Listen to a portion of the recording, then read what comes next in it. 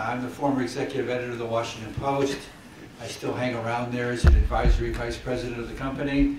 But my main job nowadays is I'm a professor of journalism at the Arizona State University's Walter Cronkite School of Journalism.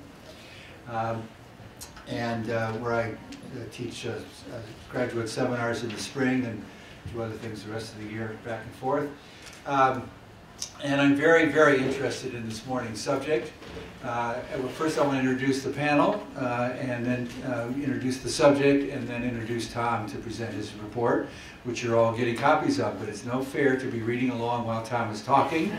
You listen to Tom first, you read later. With me on the panel at this end is Geanne Rosenberg, who's a professor at the Baruch College of the City University of New York, in its graduate school of journalism, and a specialist, as she's been telling me, in media law. She's a lawyer also, so watch yourself. And she'll be talking to us about those aspects of university journalism. Right immediately next to me is Callie Schweitzer, who now works at TPM.com in New York with Josh Marshall. That's Josh Marshall's Talking Points Memo. It's become TPM.com.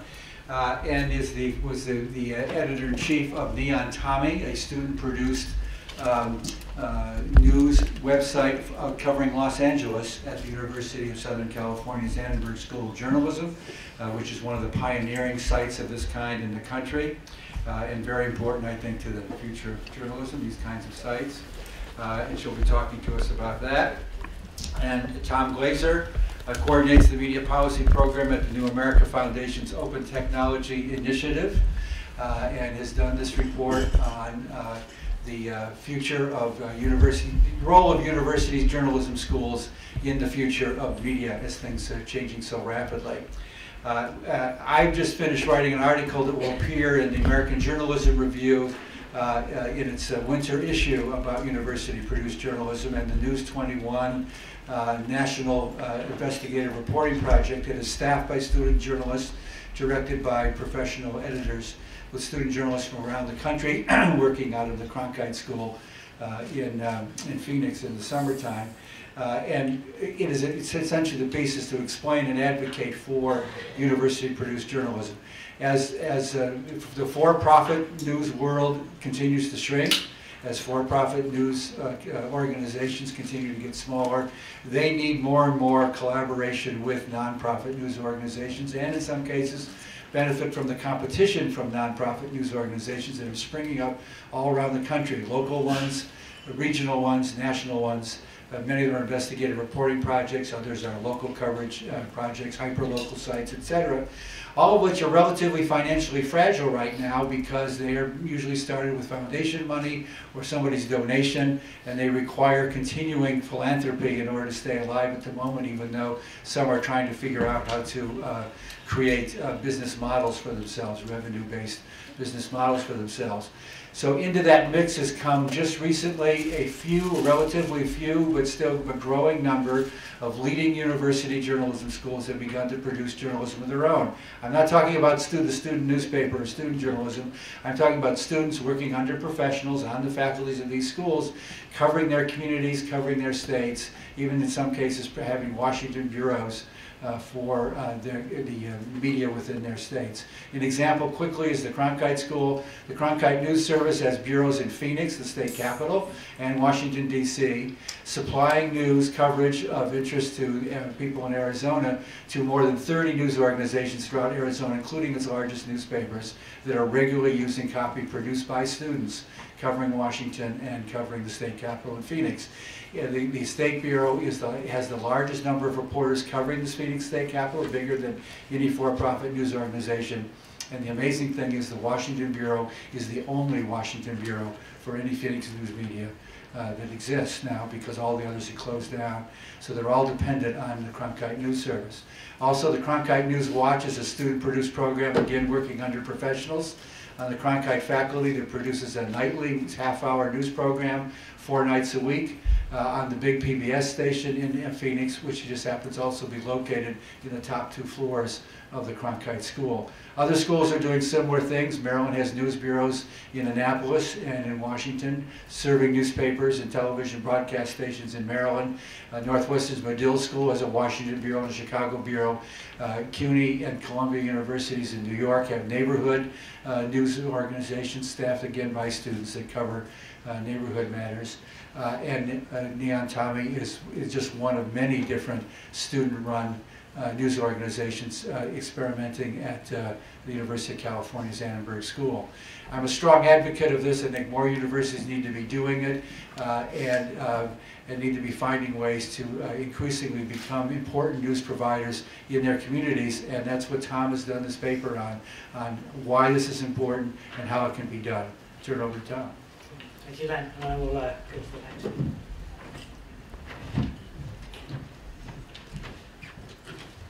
Thank you, Len, for that introduction, and thank you, Jennifer, for handing out the report. I conscripted you just before. Thank you all for attending.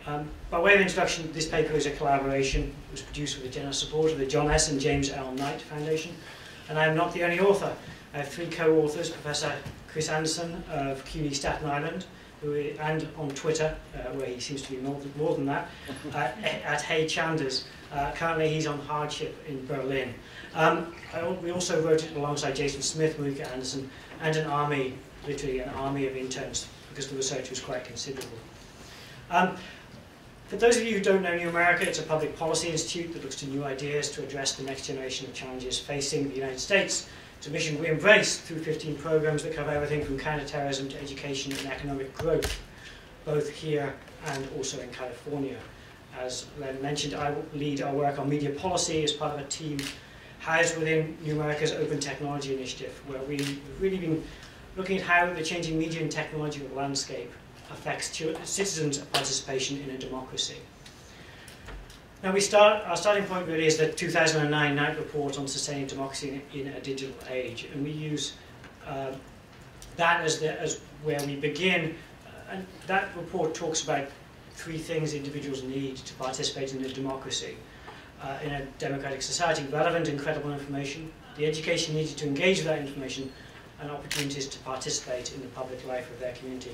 Production of local accountability journalism, a term coined I think by Len and Michael Schweitzer, back in their report in 2009, is clearly part of this. Now, I spent the best part of the last 2 years, let's say, developing, aggregating, and trying to knit together policy ideas that, if executed, could aid our ever-transforming media ecosystem.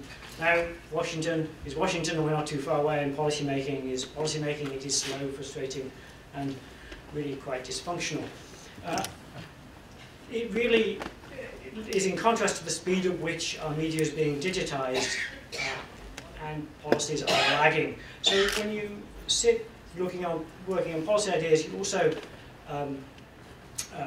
look at the way the world is changing, the way the economics of media have declined, and gaps are increasingly apparent. Coverage is thin to non-existent on some previously well-covered beats, especially at the local level. The anecdote I mentioned about Arizona, I doubt Arizona is the only state where there is no local bureau. So we started thinking more broadly, well, if policy isn't going to change, what else can change?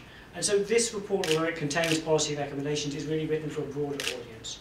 It seeks institutional, organizational innovation at the school and program level. It's written for you. Now, many of you, these ideas have existed in some form in many schools, and as I mentioned, some of the larger schools really have taken this idea and run with it. The level of activity at ASU, USC, CUNY, and Medill and Memo is really quite considerable, but this is really looking beyond those larger schools and making the argument that may be persuasive to you or to your deans to do something more significant than you have in the past. And the world has changed. There is a news gap. media literacy is no longer about how to read and understand media, but also about production and participation. There's a sort of increasing role, in my view, for journalism in general education and production of content and getting people to experience what it is to participate. Traditional news organisations that might perhaps even 5 years ago have sneered or not been interested in a sort of pro-ad collaboration or leveraging resources that might be untrained but cheap or low cost are now much more common. Patch does it with Patch U, and there are other examples in the report. The other thing I'm sort of want to leave with mind is that we all come out of different journalism schools that span the breadth of this country. There's a journalism school in every state, and many different types of journalism schools. There's a diversity to the journalism schools that there is less of in large media, and I think that could serve us well if the less well-known schools really engage. There are services now to aggregate and share media. There is, of course, the college media aspect of this, but there's also ResNet News and the Black College Wire that supplement the new wire services that have been set up by schools such as CUNY with their New York City news. The other thing is that colleges and universities have often underutilized assets, or assets that sort of sit one step removed. Radio stations, we cover this in the report, and we use some data that suggests that they're really, in many cases, not integrated, or sometimes there is no role for a student in a public radio station which is licensed to the university, and this just, to me, seems like an opportunity for the taking, and really a space where students can produce journalism and really engage in the public life of their community. There are cable channels, public access channels, either in the university or associated, that are often distributed far more broadly, or could be distributed far more broadly than just college campuses. Nearly all universities and colleges operate in communities with paid channels outside and public and commercial TV, but also low-power radio exists in many rural areas and is going to get a boost both in the rural areas and in cities next year when new licenses are handed out by the FCC in a rare feat of a successful bill passed in Congress last Christmas. So what can be done? There are really many different flavors to this, and the report really tries to give you ammunition to say, well, if we can't do this, maybe we could do that to your dean or provost. There are dailies, specialist outlets, a health outlet at NYU. There are magazines. San Jose State has a magazine called Shift that is explicitly community-focused. There are cable access shows. Arizona State does some of that, and so does La Verne University in California. It comes in all shapes and sizes. There are reporting bureaus.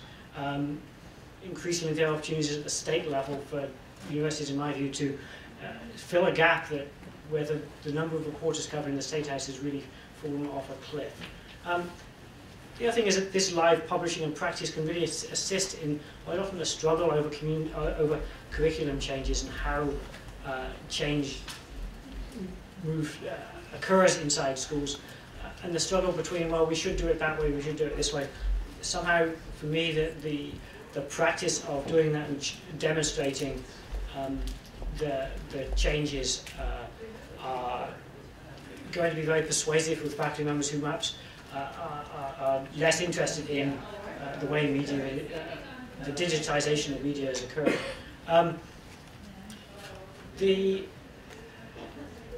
Another aspect that I touch on in the report is partnerships with other parts of the university, both as sources for news stories or validators of a story, but also for their skill sets. If a university or college is going to engage in this, in producing media, it behooves them to have some input from business departments or law schools, or if they're looking to cover social social services from the social work department.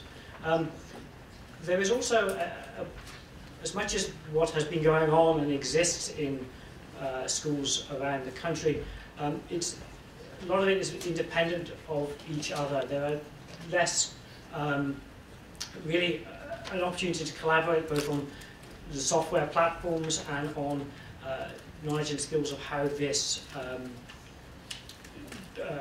media can be developed. And I really think there's some efficiencies that can be yielded there. In terms of funding this, there's always the challenge.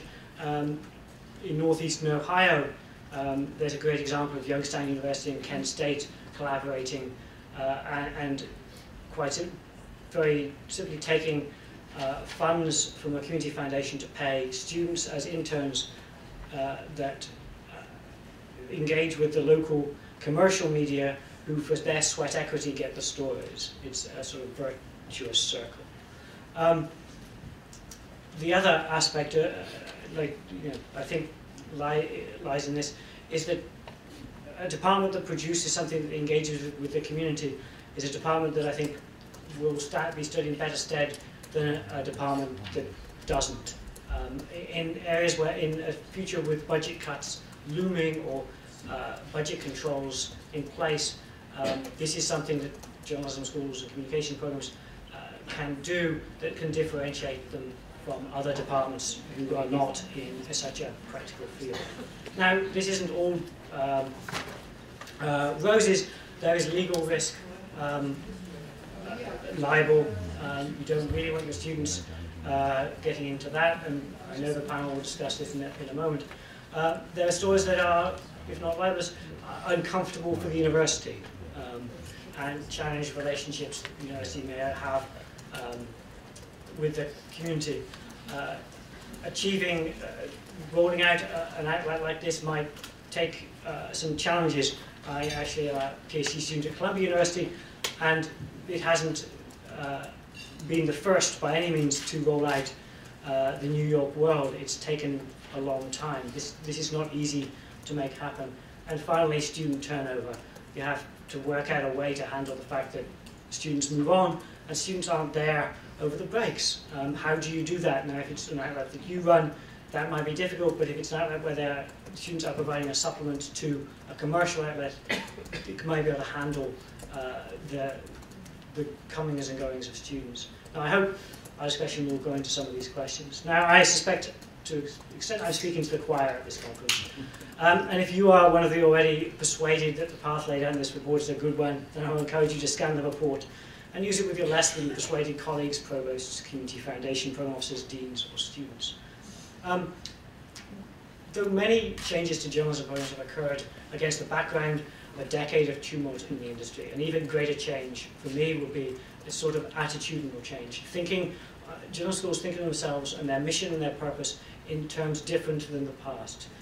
If journalism programs think of themselves not just as teachers and trainers of journalism, but rather as anchor institutions critically involved in the production of community relevant news, that will benefit the entire local news ecosystem.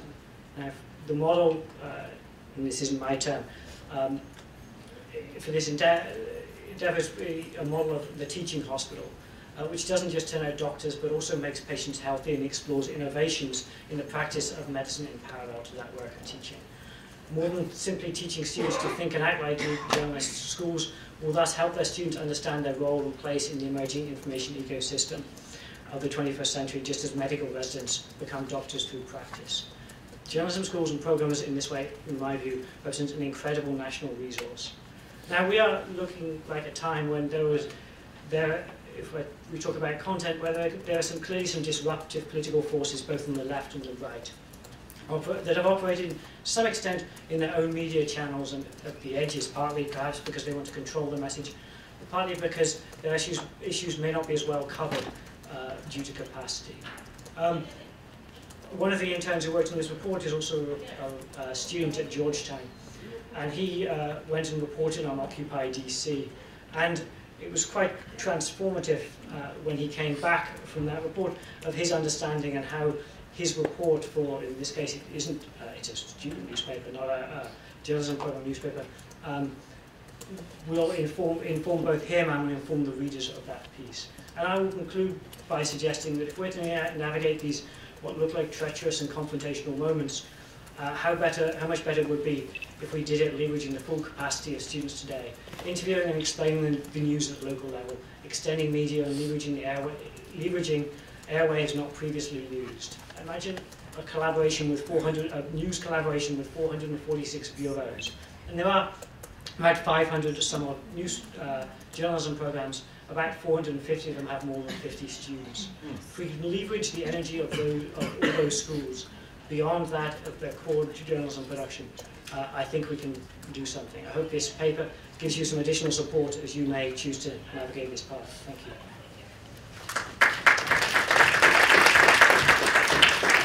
Thanks, Tom. This is a very, very good paper. I hope you all have a chance to read it and act on it at your schools. But the only thing Tom didn't mention is that how strongly this can influence the careers of the students that you're working with.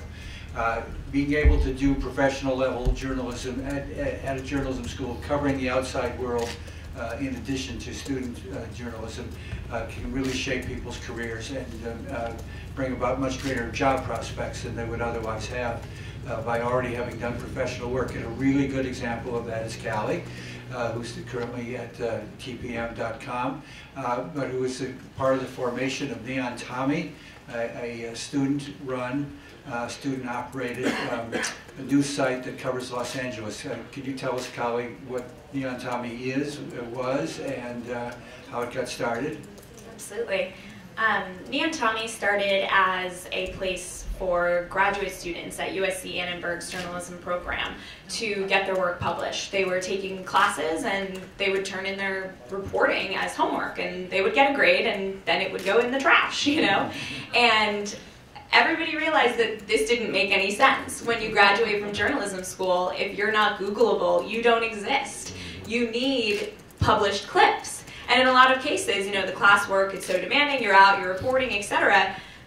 Why shouldn't those be your published clips? So Annenberg didn't have an online news site like Neon Tommy where people could be published. And so it started as really a repository for student homework, and it grew into so much more than that. When I first came on, it was me and 5 graduate students bringing, you know, people together from all across campus, undergraduates, graduates, theater majors, business majors, anybody and everybody who wanted to join. And it went from a little idea into a major LA media source, and something that now is known all throughout LA and California. I met with somebody last week in New York who said, "Oh yeah, I read Neon Tommy all the time," and I was like, "You do?" It was so exciting, and it made me feel as though we'd really made it. And Neon Tommy has been linked to by CNN, the Huffington Post, Yahoo, Gawker, Romanesco, Pointer. It's all over the map, and that's something that is so exciting, and it should be, because there are currently 250 staffers who are out and about reporting, doing original work, or sitting in the office and aggregating, making phone calls, etc. And they're taking things to a new level. And Neon Tommy, for me, was my journalism education. You can sit in a classroom, you can watch a PowerPoint, you can do those things, but you learn journalism by doing it and by being out in the field. I see a hand being raised with excitement, and I feel the same way. And that, for me, was extremely exciting. We broke major barriers and grounds, and it was a phenomenal experience that led me to my job at Talking Points Memo, where I now work directly with Josh Marshall, who's the CEO and publisher, on the business, tech, and development side. And I get to do all sorts of things that I credit Neon Tommy for teaching me. I learned about the business of journalism, which now is directly tied to the editorial side of journalism too. And it used to be that those two were completely separate, but as things have moved to the web, not true anymore. If you want to be the greatest journalist you can be, learn the business of journalism and learn the tech side and learn everything, so that when you move on or move to another job or wherever you are in your career, you can say, I can do everything and more. That's the most impressive thing you can do. I was very worried about Callie being too subdued for a panel discussion, but she seems to have done all right. And then I want to enlarge that experience to a national level, and then that'll be a good segue into Geanne talking about the legal aspects of all of this. Some years ago, the Knight Foundation, the Carnegie Corporation, funded something called News 21, in which they organized 11 of the largest journalism schools, largest universities in the country, because it includes a couple that don't have journalism schools, to do reporting projects in each of their schools, in-depth reporting projects during the summer, with students being paid stipends as, in effect, summer interns to produce these journalism projects. They covered things like aging, which Columbia University has done a great deal of, border issues, which ASU had done, Cronkite had done initially, and other things across the country. And then 2 years ago, we started a national News 21 project in addition to these regional projects. The project 2 years ago was on transportation safety. We headquartered News 21 at the Cronkite School.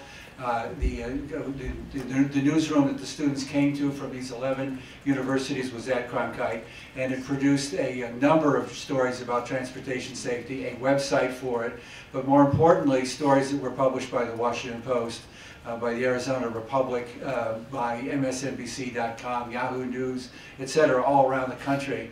And this year the project was about food safety. You can see the website at foodsafety.news21.com, and again, stories have been published in the Post, MSNBC.com, the website of Center for Public Integrity, and a growing number of other news websites around the country.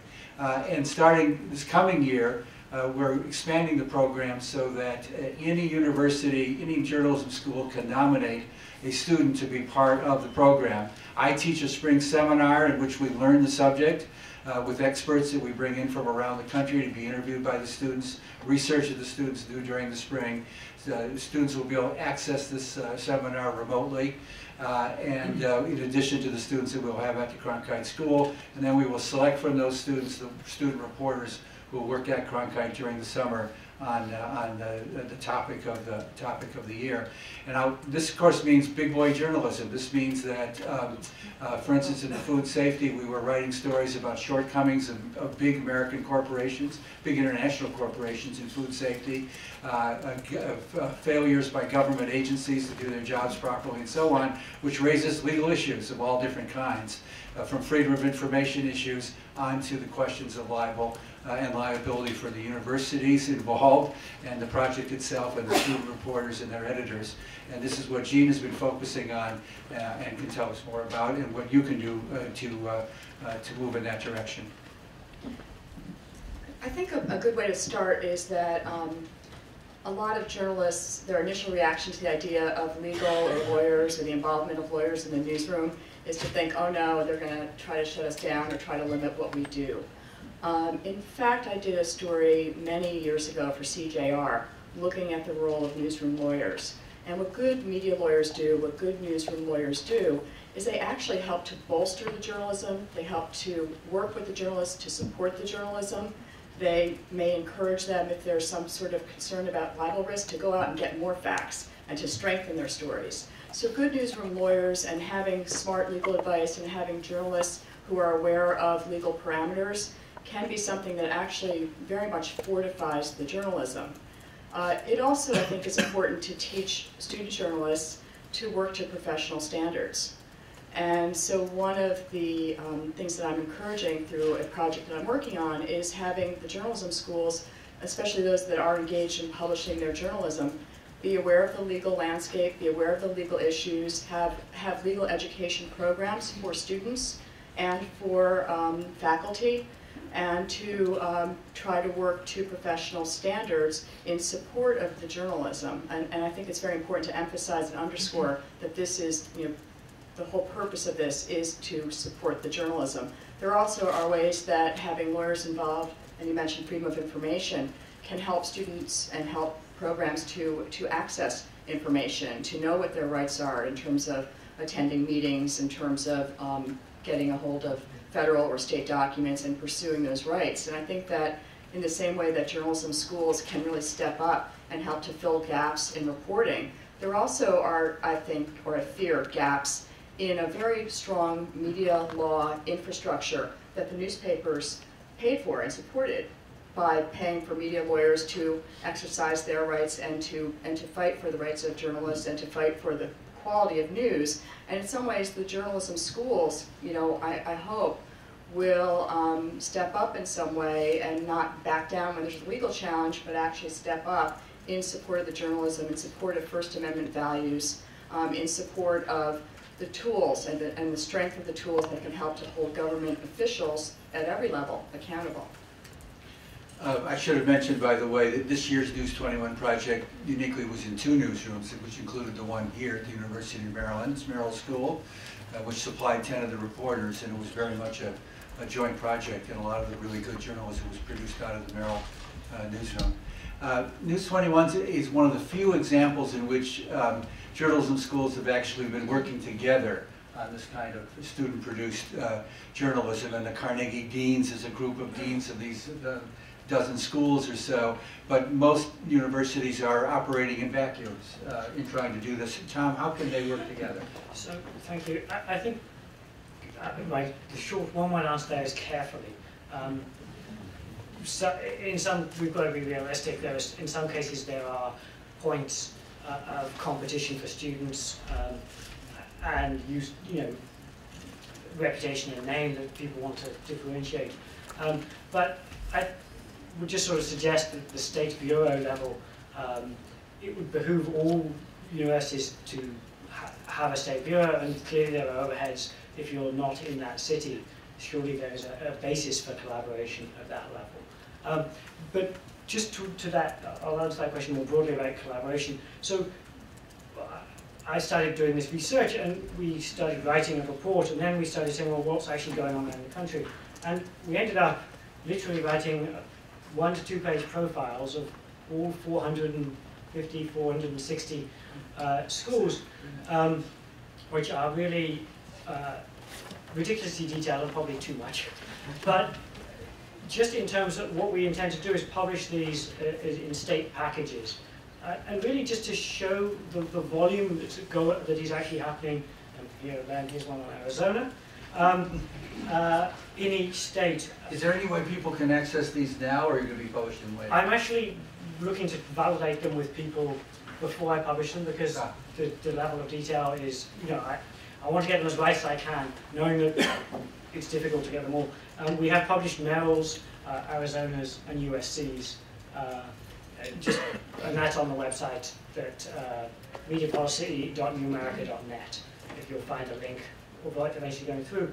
But what you look at when you see this, you see schools that may have an outlet that is in the journalism school, but they also have student newspapers or a low-power radio, and you find that there's actually nothing but indie rock going on the low-power radio. Now, I love indie rock, but there is more that can be done with those airwaves.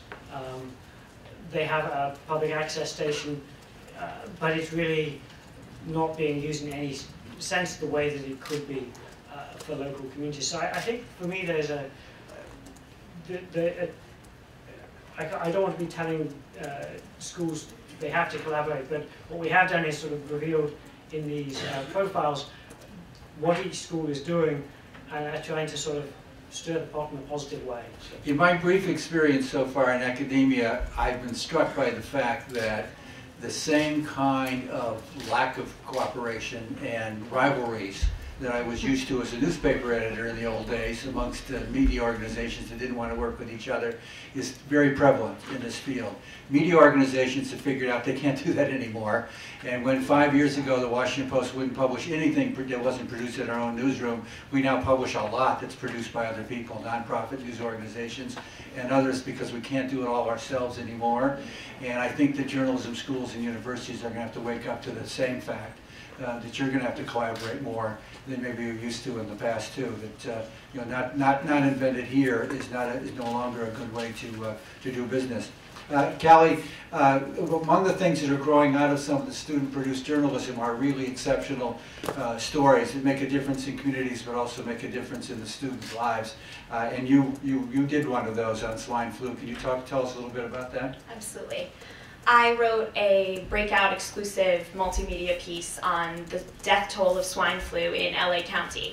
And Geanne Rosenberg was the first media outlet in the country to do a statistical analysis of death certificates that were provided to us by the county on everything from breakdown ratios of men and women, geography, demographics, pre-existing conditions, cause of death, everything. And something that we didn't expect to find was that in this analysis, it turned out when we went and visited families and got stories and tried to put a human face on this disease that had become so impersonal and so much about numbers and just, oh, this many people have died, we went to find the stories. Who were these people? And in telling these stories on video, slideshows, etc., we found that several of the deceased loved ones didn't know they'd died of swine flu.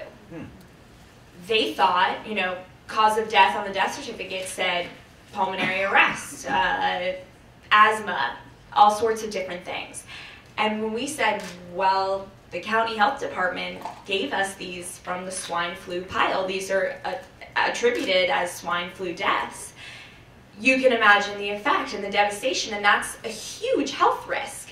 People have been living with people who have swine flu and they think, oh, they died of, you know, a cold that just got worse and pneumonia. And it wasn't like that. And so it was irresponsible for the county not to have notified these families. And so I took on Jonathan Fielding, the county public health director in LA, and sort of said, what's the deal here? What's the process? Why are these families not being notified? This is a health risk and a health issue. And he would never speak to me. Multiple media requests. I wrote him an open letter that I published, and I ended up appearing with him. Published where? On Geanne Rosenberg. Mm-hmm. And I have to stop you because I know I'm not the only person in here. I have no idea what Geanne Rosenberg is. Oh, we talked about it earlier. It's a publication. It's a website at the University of California's Annenberg School that covers Los Angeles. Students covering Los Angeles. Give us the address. Oh. www.neontommy, N-E-O-N, Yeah, there we go. neon as in like bright neon, Right. Tommy, TOMMY.com. And afterwards, feel free to ask Callie where that name came from and what she thinks about it. And I should mention at this point that Geanne Rosenberg isn't the campus newspaper. It's online only, and it covers LA, national, international news, science, sports, tech, arts, entertainment, culture, everything. So we have a very specific niche in that way. It's not a USC newspaper. And as you worked in the swine flu story, what was the support like? How did the faculty play into what you were doing? The support. How did it make a difference that you were in a journalism school doing this story? The support was incredible. We had two faculty advisors, professional journalists, Mark Cooper and Alan Middlestat, both of whom oversaw everything that we were doing when we, put in public records requests, everything. I'll take your question in just 1 second. And I ended up appearing on Warren Olney's Which Way LA with Jonathan Fielding, and we were supposed to have a dialogue, and he, a few minutes before the show, said he would not converse with me. And so he spoke to Warren, and I spoke to Warren during the same show, and he put his foot in his mouth at the end of the interview when he said death certificates are not accurate. Basically, that was the end of the interview.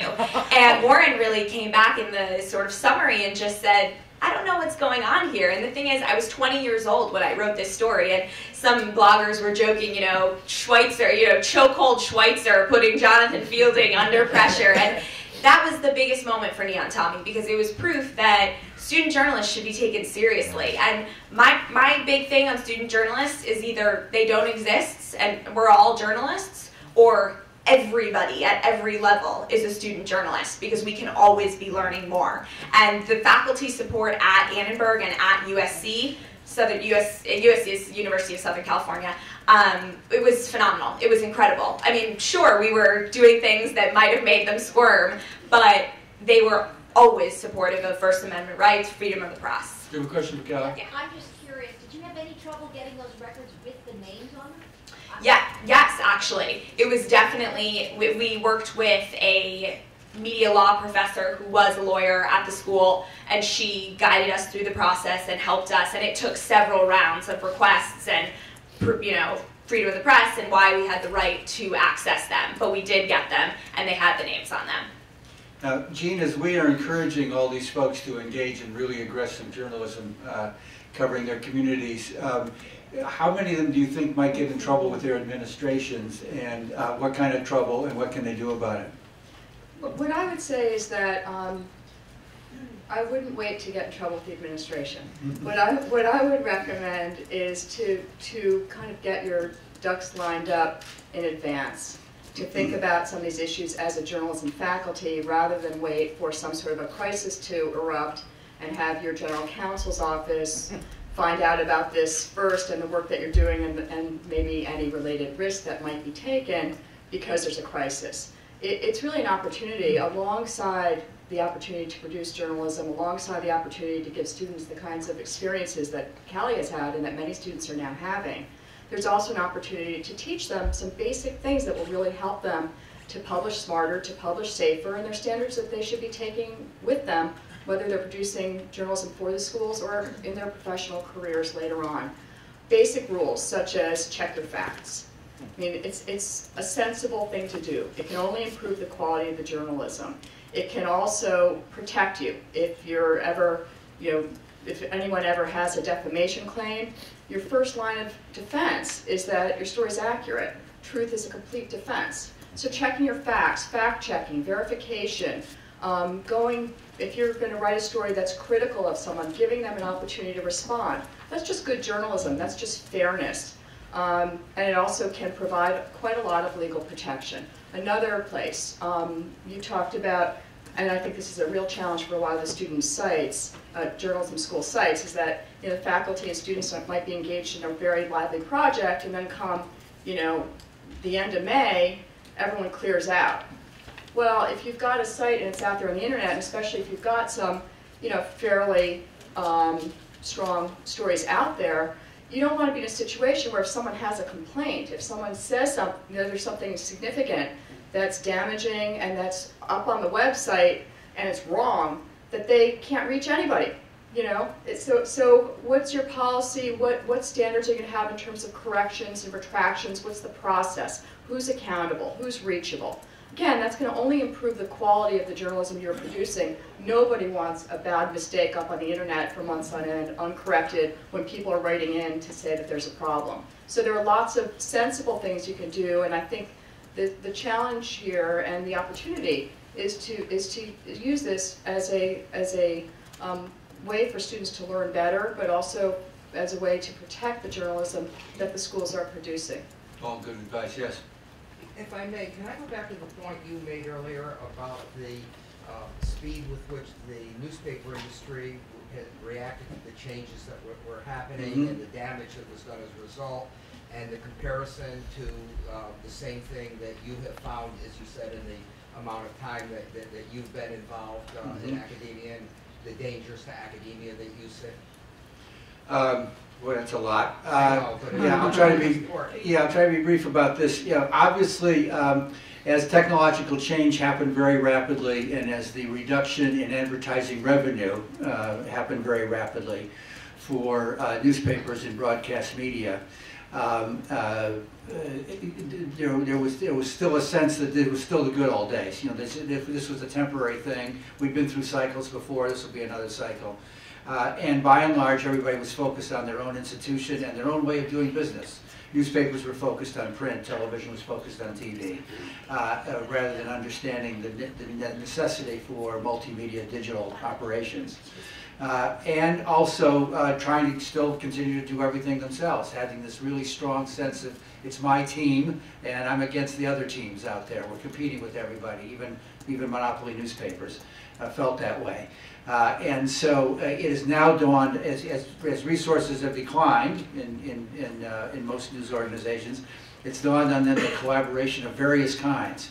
if you're a number of newspapers or broadcast stations that have the same owner, there's certain back office and other logistical things you can share amongst the news organizations rather than be duplicated. But more importantly to this discussion are the nonprofits and universities that are springing up doing news coverage of their own in areas in which old media are no longer able to supply reporters in those areas the way Tom talked about earlier. So for instance, the Kaiser Health News here in Washington, which is run by the Kaiser Family Foundation. It's a nonpartisan, non-commercial, nonprofit news site for health news.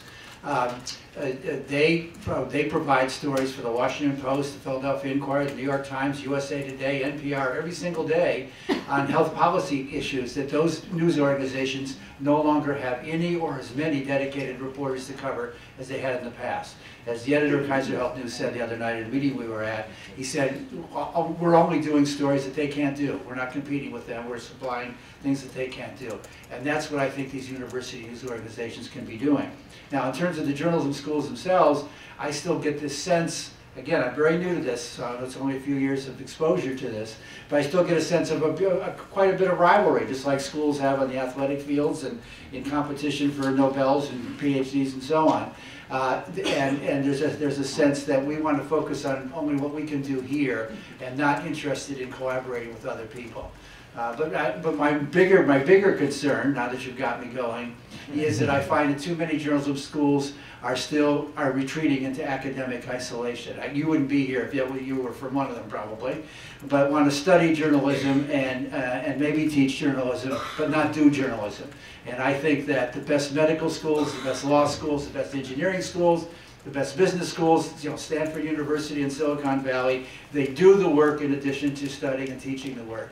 And that's what more journalism schools need to do. And it irritates me that, for instance, the journalism school that I grew up in, it was so great when I was there at Ohio State, does not do that now. And a quick follow-up to that. Yeah. So you have a very, very successful and forward program at Arizona State, and the funding is very, very good. How about a school, and I'll take my own, George Mason University, which is where the journalism concentration is part of a larger department, the communication department. In Arizona, would you work with a school of a similar profile of George Mason University that can't do what you're doing and allow them to work with you? Yeah, that's a good question. And there's a man named Steve Crane who is the faculty member at ASU who runs the Washington Bureau of Cronkite News Service, and you ought to talk to him about that. I think he'd be interested. His name is Steve Crane, and the Washington Bureau is on Connecticut Avenue here. He would be steve.crane@asu.edu. Thank you. Lady on the aisle. Sort of addressing that issue of resources and your comment about Statehouse News Bureaus, that is a really excellent opportunity for students to do. We just started a Statehouse Bureau. And you are? Mary Rugg is from Ohio University. Oh, yeah. Right. Which is not on the map, by the way. You are. You're on my, not on. Ohio State is, but not Ohio University. Oh. You're in my profile. As an Ohio State graduate, I would say your school of journalism is much better than ours. As a faculty member at Ohio University, I would agree. But that wasn't always the case. Yeah. Ohio State, unfortunately, you're right, has dismantled much of their journalism. But my point is, I mean, we're not flush with resources. However, when the idea of doing this, and we're not located in the Capitol, we're an hour and a half away. There's so many news organizations have dismantled their State House coverage that they're very hungry for that opportunity. So, we went to, our major funder, the Scripps Foundation, as well as some of the Columbus media, to say, hey, if we were to provide some of our top students to do State House coverage and create a State House Bureau, would you give us a corner in a newsroom to work, since we're not located in Columbus? We provide, some scholarship funding for the students and to help pay their expenses to travel back and forth to Columbus to do this. And would you be interested in what we do? You know, just starting this fall, we have 2 students in the State House Bureau. They have had multiple articles published already in the consortium of newspapers in Ohio, which 8 major metros have gone together to share. The Ohio News Organization. The Ohio News Organization. So they share content, and the student stories have been in all of the major metro papers covering issues at the State House. So it's worked beautifully as a partnership without any university resources except a faculty member to support it, to make this happen, give the students clips. You know, we're looking forward now to next year, including broadcast in that possibility, and hopefully, you know, working up to 15 students a quarter working at the State House Bureau, providing this state news coverage and getting those professional clips. That sounds great, and it's an example of how the news media will be happy to help you do this, and how certain kinds of funders will be happy to do this because they know there's a need there. Tom, you want to talk more about that? No, I think it's a great example. I think Nebraska, and Gary Kebbler, I believe is here or speaking here later, is doing some interesting stuff in Nebraska. The Youngstown, Kent State example with the Vindy and the radio, they have a radio outlet in their collaboration is just fascinating, and I we need to fix that map if it's not got you on it. But I also, more seriously, your case is more important in a way in this report than some of the cases of the larger schools that have more resources. Right. And I really appreciate you sharing that. Yes, it helps show that we've got some stuff with California State, Northridge. There's really interesting things going on at places because people get engaged and make it happen and explore and just keep on pushing. Thank you for that. Right, that's very good. Tom, just 2 more minutes. Okay, over there. I have a question for Callie. Was Neon-Tommy independent of the university or a part of it? It's affiliated with Annenberg, so it is tied to the journalism school. So in that case, did you publish stories that were ever critical of the school itself? Not the journalism program, because it would obviously be perfect, but the school as a whole, and stories of what the institution was doing, there were... Yes, absolutely. That's a great question. USC is in the process of expanding throughout downtown LA to fit the growing population of 35,000 graduate and undergraduate students. And there's been a lot of controversy over, is USC pushing the community out and farther away? Are they, you know, is this gentrification like at Columbia? And those stories. And that was a great example. It was the David versus Goliath issue, and that was definitely something that we covered the university, we covered its involvement, we were at the planning meetings, the city council hearings, etc. And I mean, I'm sure that USC wishes it was presented in the best light possible, but we were fair, we were objective, and we told the truth. One more quick question, and then we can get the final word. Kathy. For Callie and your fine swine flu scoop, did you ever get an explanation as to why the cover-up or misinformation, whatever it was, and was there a policy change, or did that guy lose his job? I still get emails from Jonathan Fielding and the LA County Public Health Department, so he did not lose his job. The basic answer seemed to be that they didn't have the time or the staff or the resources to go back through every death certificate and every death that they see and alert every family member, and that was sort of that. But it definitely raised the pressure. It put a great big magnifying lens on everything they were doing, and I think that LA County and its hospitals definitely get a lot of media scrutiny, so I don't feel that our work was done in vain. And Tom gets the last word. So, for those of you who've got a copy of the report, great. If you didn't, there are some more copies here. I am doing my best to exchange copies of the report and my business card for yours. I'm very serious about helping and supporting innovation and looking to take this report on the road where it's useful, so I look forward to being in touch. Thank you.